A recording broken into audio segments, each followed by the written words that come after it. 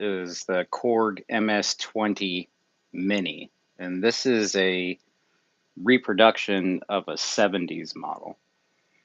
And I'm not quite exactly sure what all the differences are between the MS-20 Mini and the original 70s model, but this one's very challenging, being that you do have to have a certain amount of understanding of programming. Now, you can dial it in where you can get basic sounds here.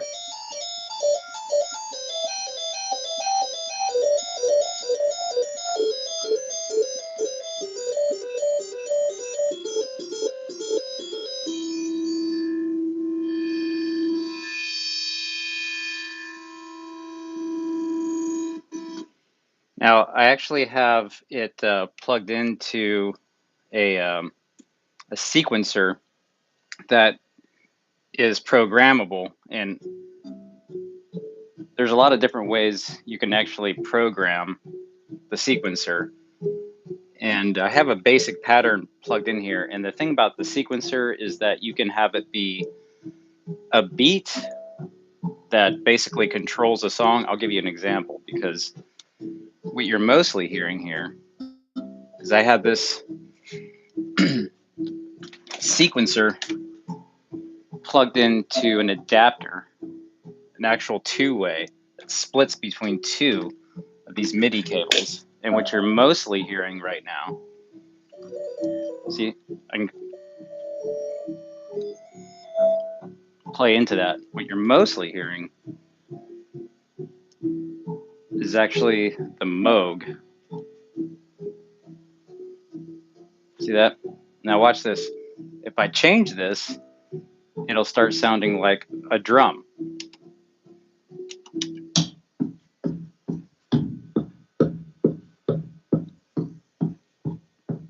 Now you see, you can use the sequencer with a programmed synthesizer that make it sound like a drum to make a basic pattern. And then watch. You can speed it up.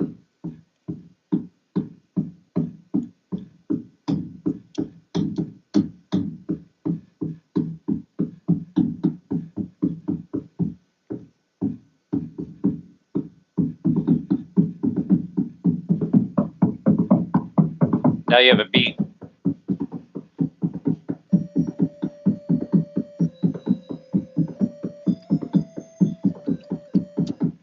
So that's the Korg MS-20 plugged into the Korg SQ1 sequencer.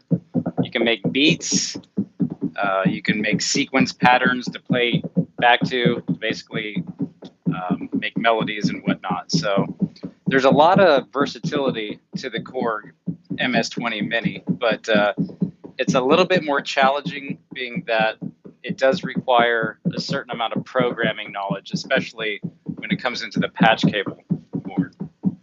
So that's that. Now, coming over here to control it with the Moog, with this actual setting, it sounds like a drum beat. Now, if you actually set it back to the synthesizer,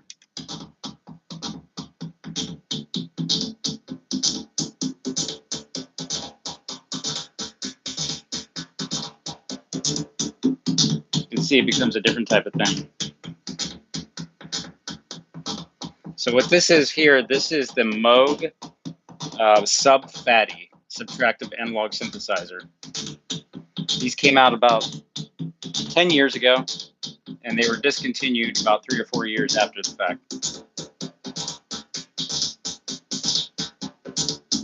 Watch this.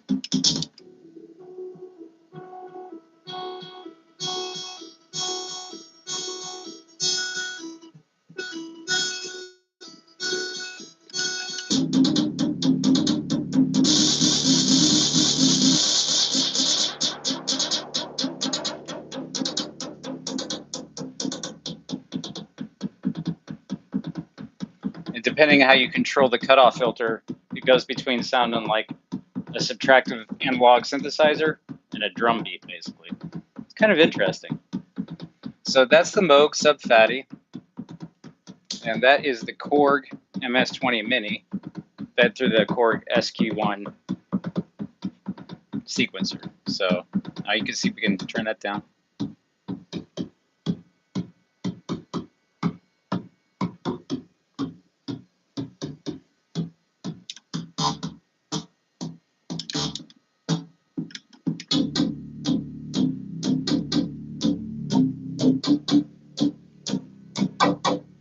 All kinds of different ways you can configure it.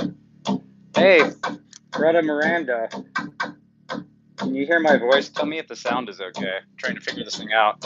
Because I'm going through Bluetooth here, so I'm trying to figure out what you guys can hear.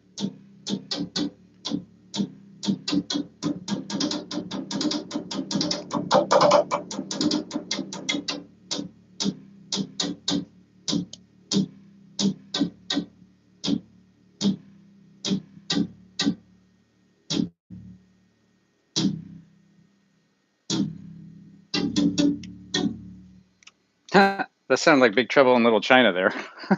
That was crazy. So that's the Korg MS-20 Mini, which is one of the prominent synthesizers in my collection. And then over here is the Moog Sub-Fatty Subtractive Analog Synthesizer, which is another one of the centerpieces. Now this one, it does so many different things.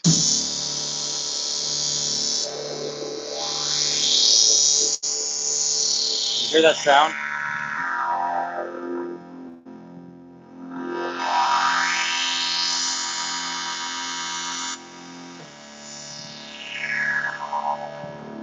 It doesn't get any more classic than that. That deep, rich analog sound is one of the reasons I haven't got rid of this. You can't get these very readily anymore, being that they were discontinued, the Sub-Fatty.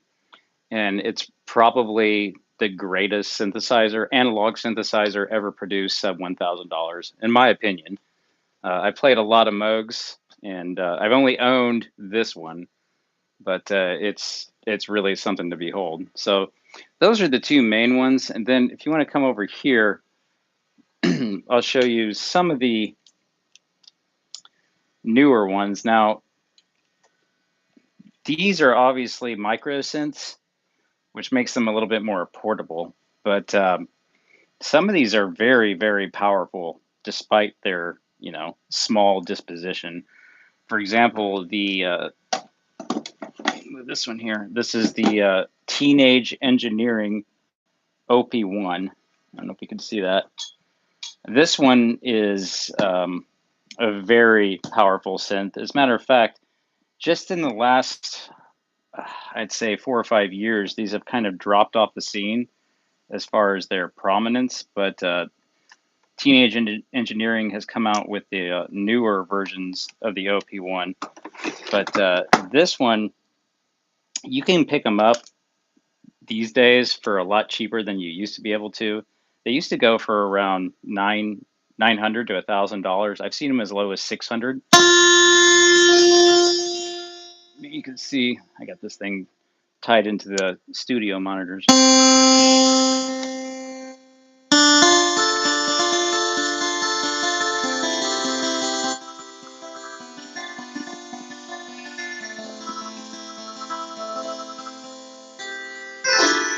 Despite it being a micro synth, it's surprisingly velocity sensitive as far as the key control. I mean, it's like precisely as you put it on there, it goes off, which makes it a very powerful tool for being both, a recording instrument as well as a live instrument. And it's got a lot of different sounds to it. That one's kind of gnarly.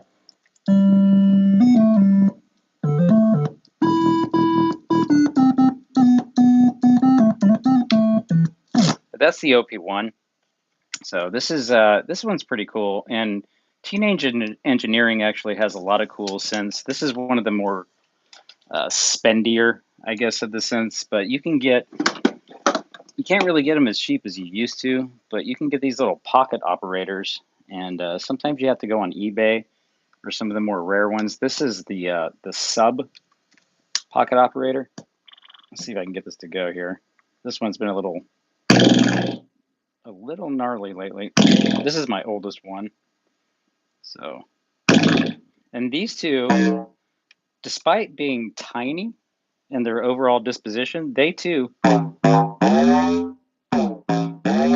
are very velocity sensitive as far as the actual control of the keys.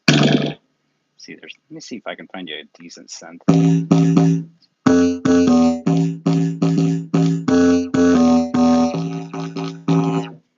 So that's the sub. Teenage Engineering makes some amazing products, but they've had a couple of flops over the last couple of years that I'm not going to actually bring up because I want to keep this, on a positive note. But this is the Teenage Engineering Pocket Operator arcade version, and this one's got some really cool. Let's see, let's turn on the volume. You can see why they call it the arcade.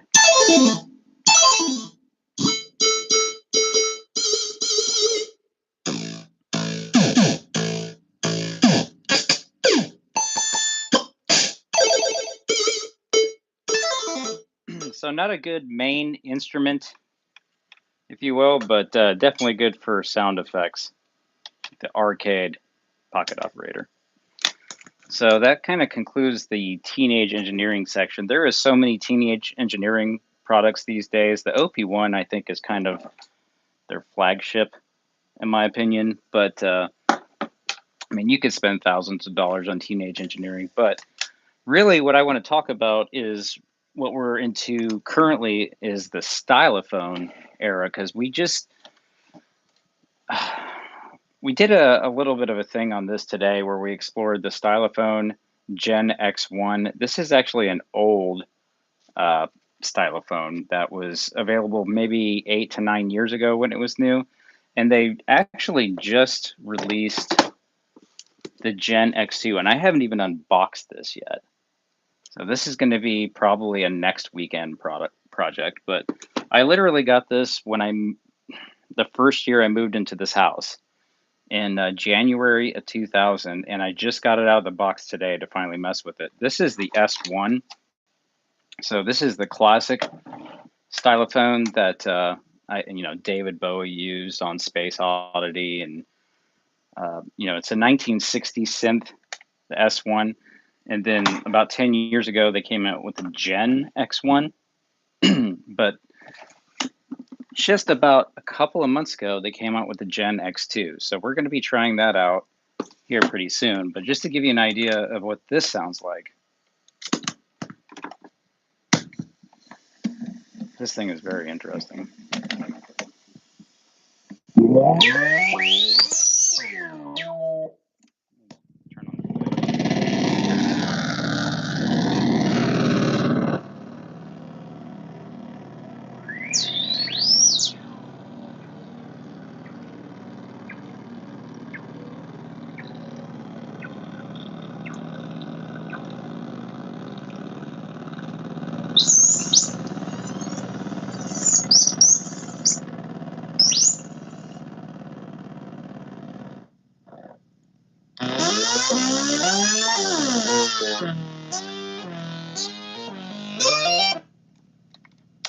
And that's with the delay on. Without delay, you can actually play it and get into a good place here.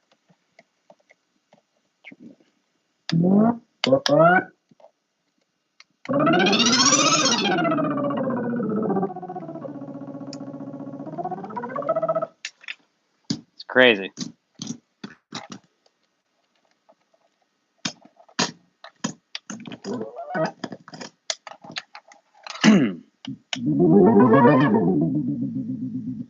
Really cool sound effects from the Gen X1. And if you just want to get a basic idea of what the original S1 sounds like, it's very basic. Let's see, gotta get the stylus out.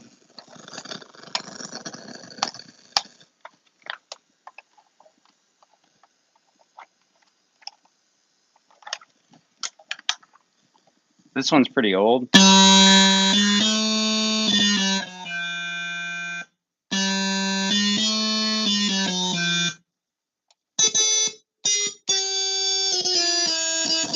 This is 1960s technology.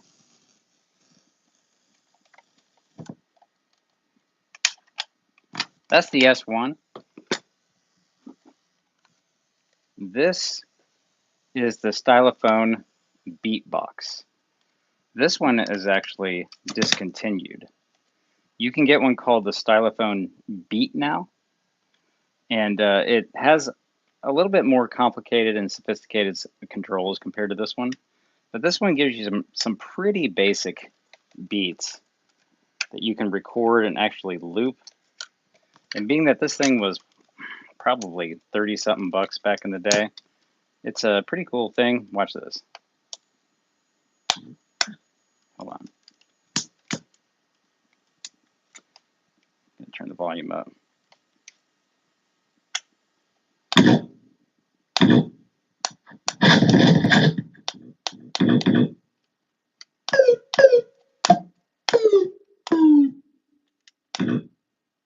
This is funny. Watch this. Stylophone. Stylophone. Stylophone. Hit it.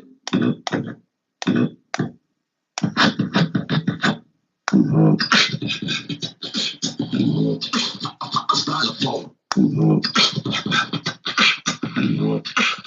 Stylophone. And then if you want to, you can record.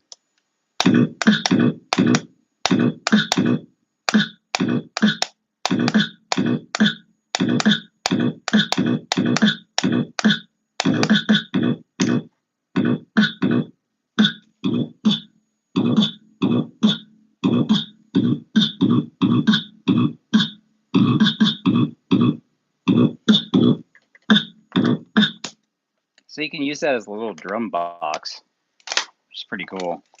Like a literal drum machine. And I think that the only one we haven't talked about yet is the Monotron, the delay Monotron. This one's really trippy. If you were playing something, say,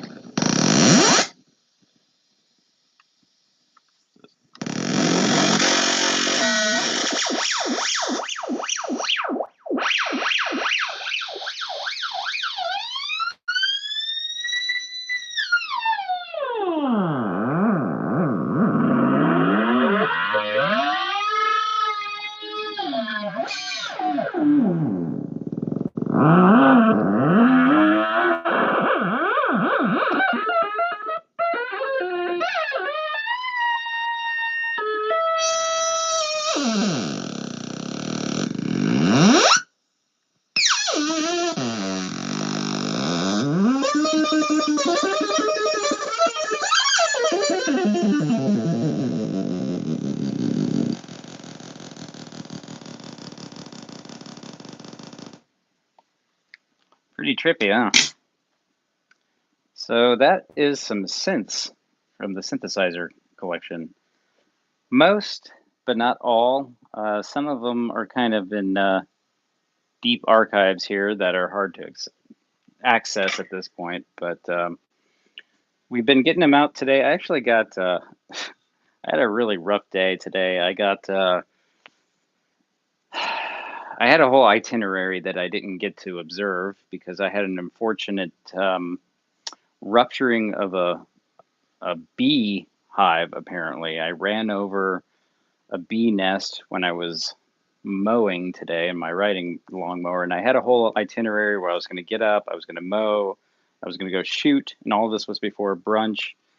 And I ran over this bee's nest and got stung by 8 bees, one on each of my shin, one on my thigh, one in a sensitive place I won't mention, one on my upper right arm, 3 on my right hand, and I had at least probably 3 or 4 of them try to sting my moneymaker, but I was so sensitive and swatting them away from my face that I didn't actually get a chance to.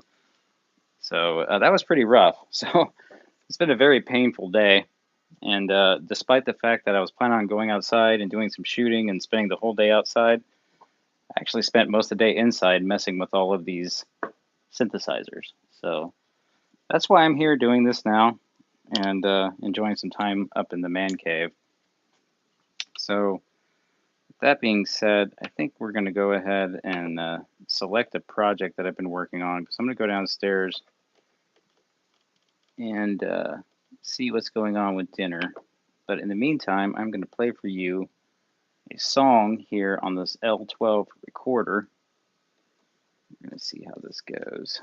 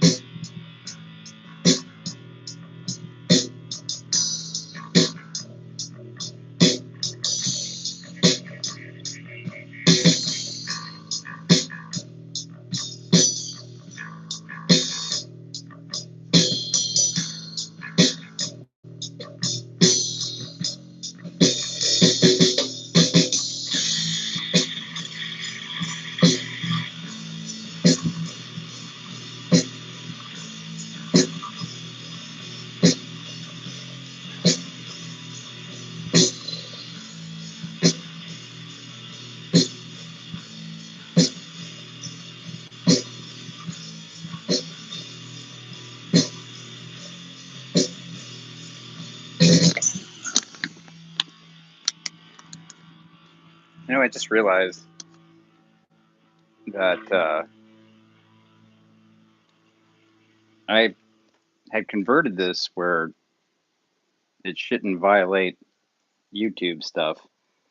Like I removed all the pew-pews that make the streams go away. And I figured it'd be cool to actually display some of my artwork that I've painted through the years. And this is a new one here that if you put the, it's not finished yet because I had to put the trees here. But this is one of my synthwave themes that if you put a light behind it, it actually looks like there's a sun shining. Then we have some of my abstract art. These are pretty cool. I'm going to give these away for holiday gifts this year. Actual original little painted artworks. And people want to use these as like koozies. This acrylic paint is supposed to be, not necessarily water soluble. So that should work out. So this one is just a random pattern. This one here, it's kind of a synthwave sun theme, but I think there's a little bit of a Jupiter pattern here that I had going. And this one here is kind of representative of the whole, you know, chemistry thing. I like this one. I want to do some reproductions of some of these. And then I have the blue triangle here, sky blue, which isn't quite finished yet. And one of my original kind of abstract Jackson Pollock inspired works there. And then over here, we've been working on my retro gaming station. This is kind of cool because, truth be told, there's actually a synthesizer on this little Linux computer here, and the ability to control a different general purpose input output on the Raspberry Pi. I got super into these Raspberry Pis a couple of years ago. I probably have about 6 of them around here in various configurations, but this one's kind of cool that this is actually my first one that if you I'll show you. We'll let that reboot here.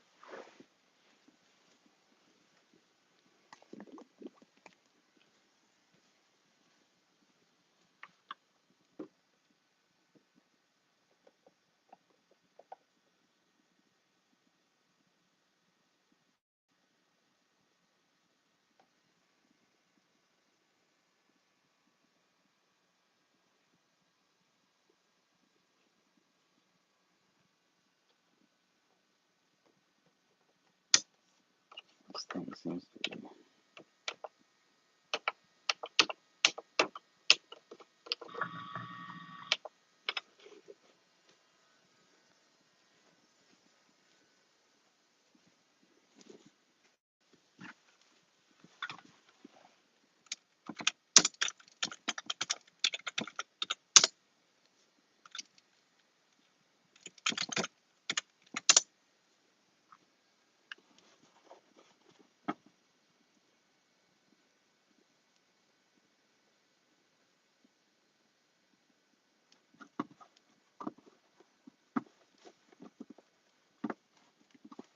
All right, so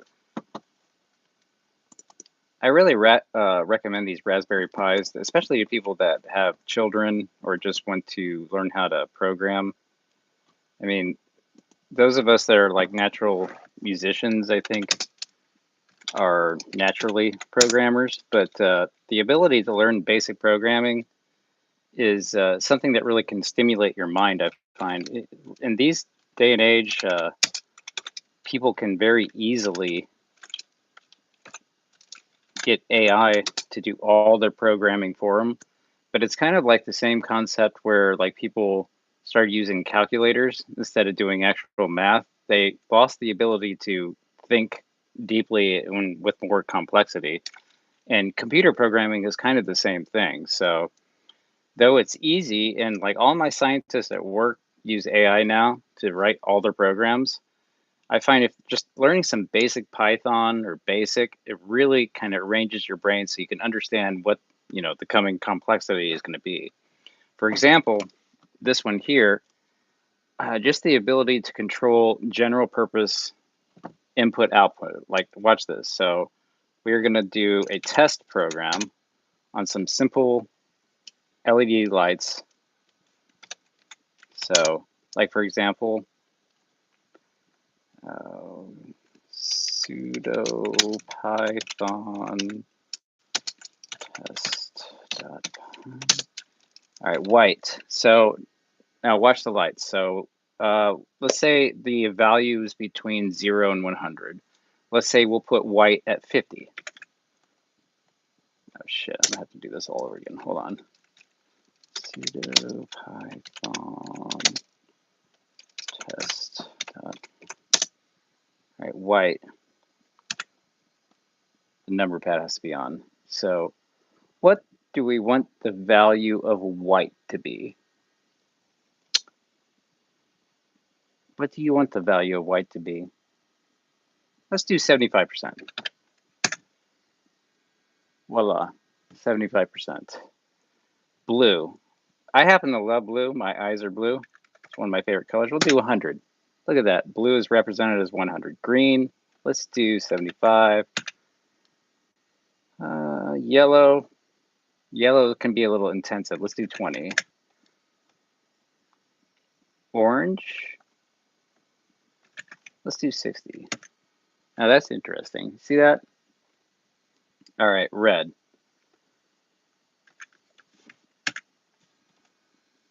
Now we have a perfect spiral. All right, all, let's do 0. So now we're back to 0. So now let's just say we want to see all of the LED lights represented in a cyclical way, in a cycle. So we'll do sudo python cycle.py, and now the spiral is cycling.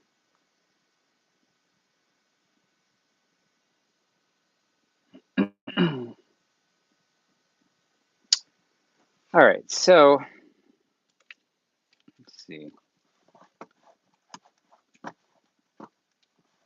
This little tiny mouse is very difficult to maneuver.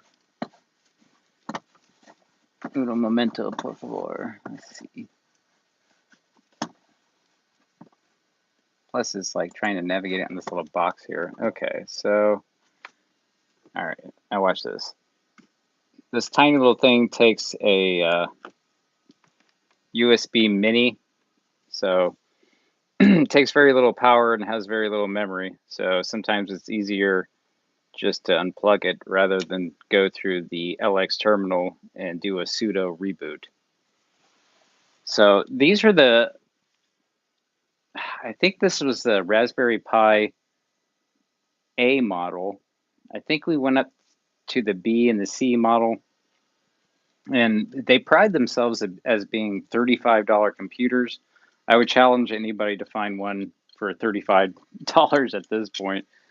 I mean, I have probably 4 or 5 of the A models, and this one I keep around just so I can solder out the little basic components. You can see the GPIO pins here on the very basic A model.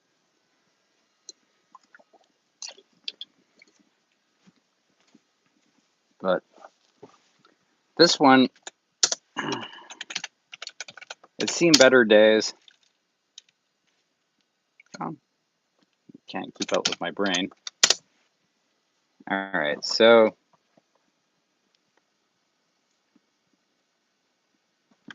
and I used to have one of these. Actually, it's this one right here.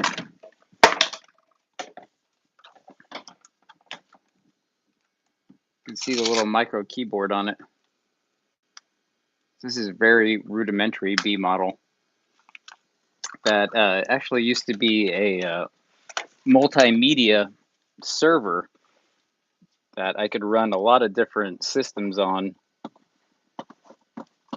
but the technology unfortunately was outmoded. So now we'll go back in the PyGlow library, cd PyGlow.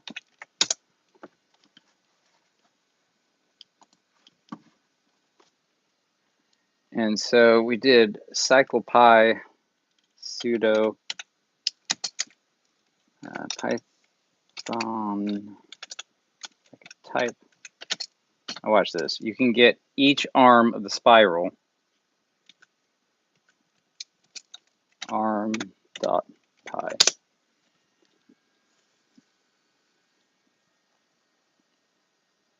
Yeah, there's so many cool things you can do with these. I had one of these at one point hooked up to an Arduino that was basically a complete scientific instrument recording system where you could record relative temperature, humidity, space between objects, sound. It was pretty cool. But other projects and work things have since obviously taken precedence as far as priority. this thing seen better days. And the Raspberry Pi itself, go into Scratch, which I still think even in 2025, like people that have zero understanding of programming, Scratch is still a great program to learn the basics. I wrote my first video games in Scratch, which was like 2 or 3. I actually made my own video games programming in Scratch.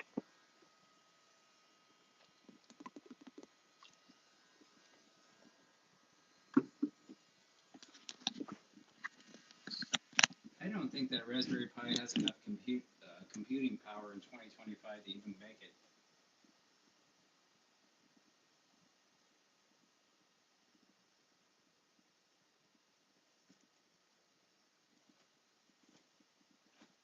Man, those bee stings are stinging.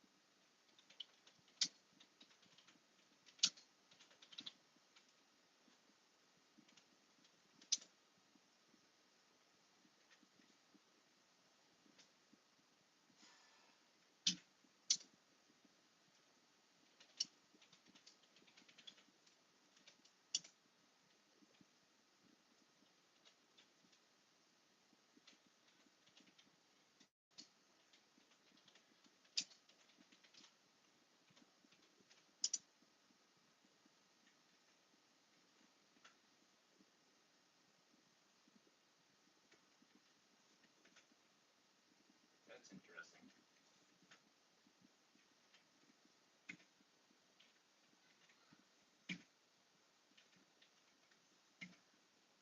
Does nothing.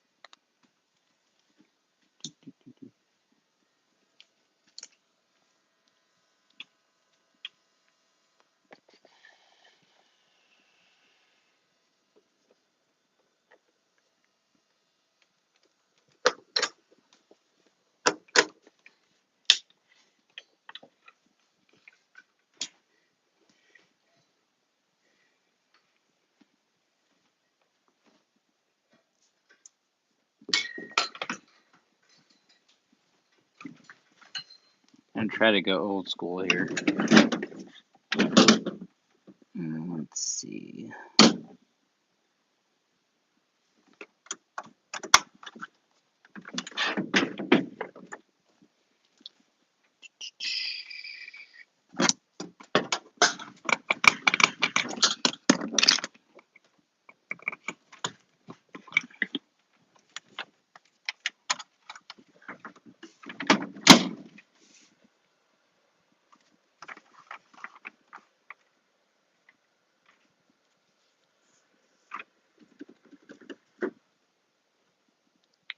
Hmm.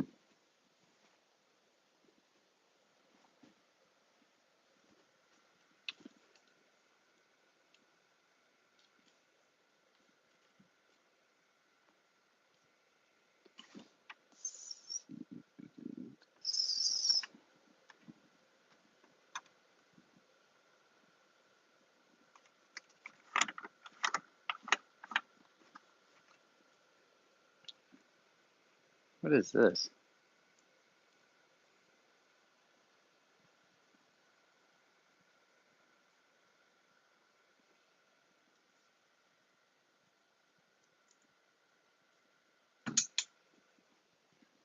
All right. Cable number 1, cable number 2.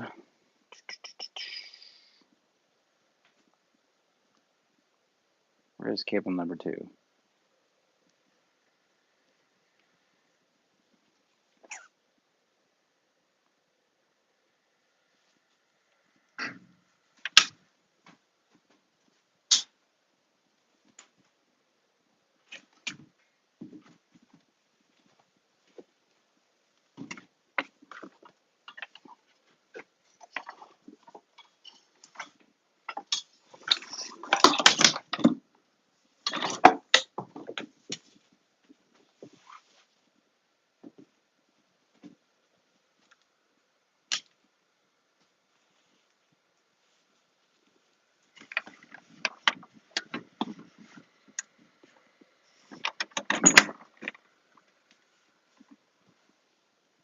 Hmm.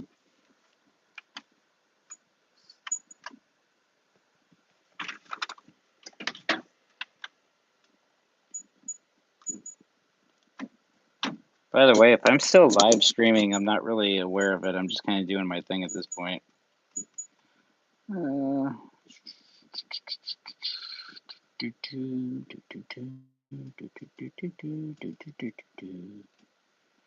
All right.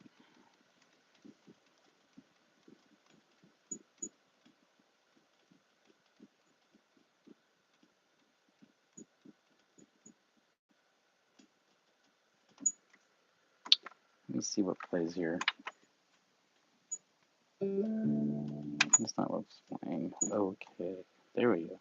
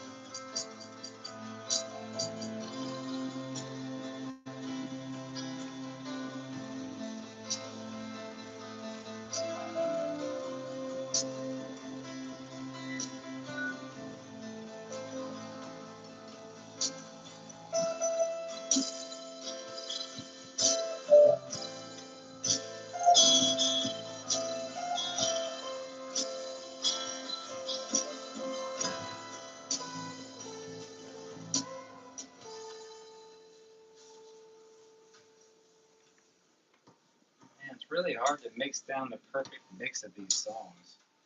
It's ridiculous. There's literally what? 1, 2, 3, 4, 16 tracks.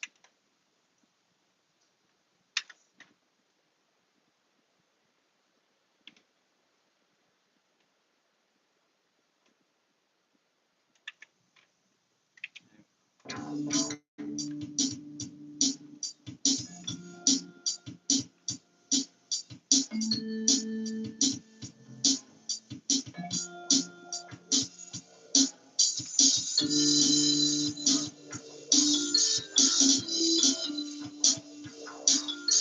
like playing the bells.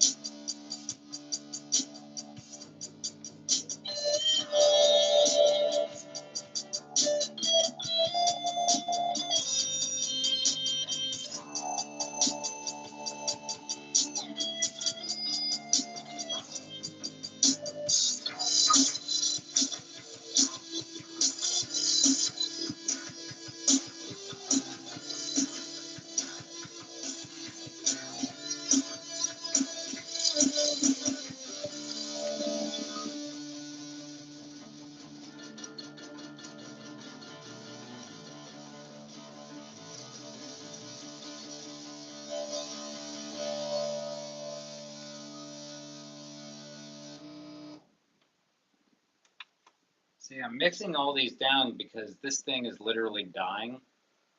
This Korg D1600 Mark II is 1999 technology, and a lot of these buttons and rotary pots are, quite frankly, inop. So I'm capturing this for posterity at this point. So let's see what other songs we have on here. Let's see. That song was called Mr. Magnet. Let's see. This one's a kind of a lounge song that was a jam.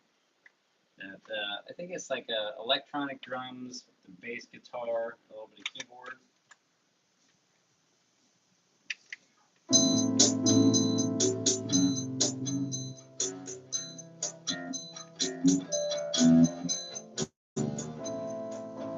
You can hear it.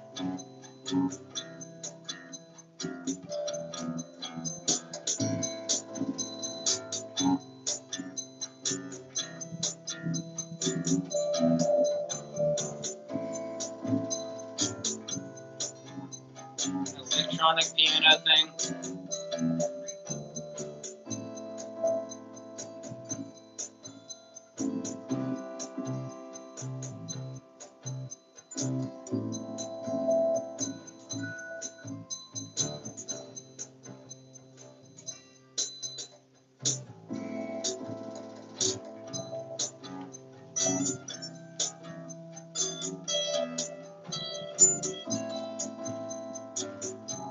Pretty shit show.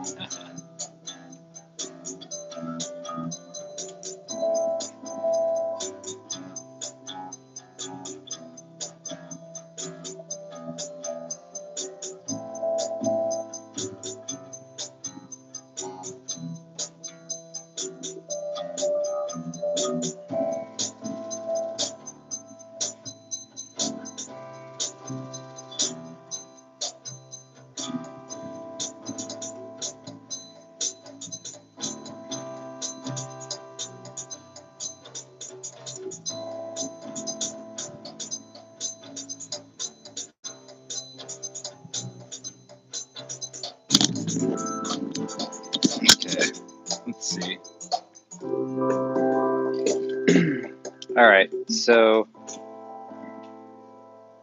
it's Sunday night. Tomorrow I got to go for my run, so we're gonna have to conclude this here so I can get my rest. But I think probably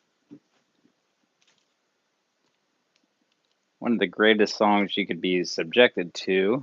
Let's see if we can find it here.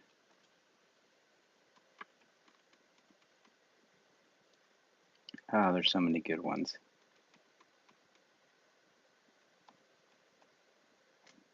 I recorded all of these in my 20s. So I'm a little bit older now. Let's see.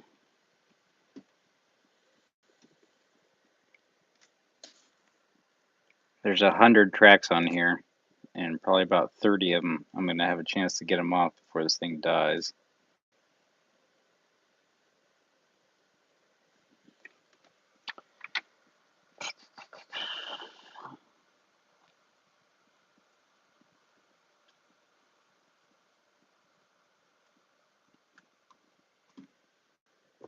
Let's see if I can get this thing to play.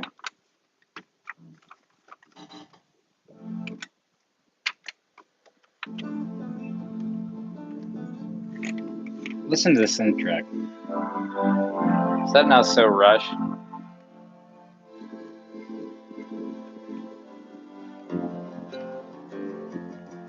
Listen to that bass.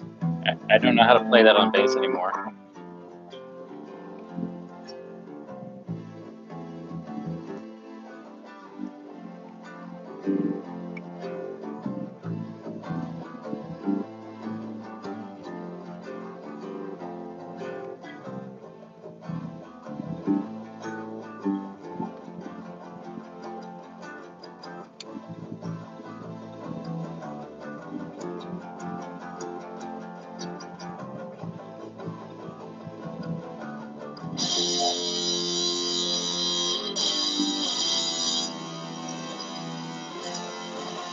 Hold on, let me find the guitar track. There's one thing I cannot do is play drums to this because I am not a drummer.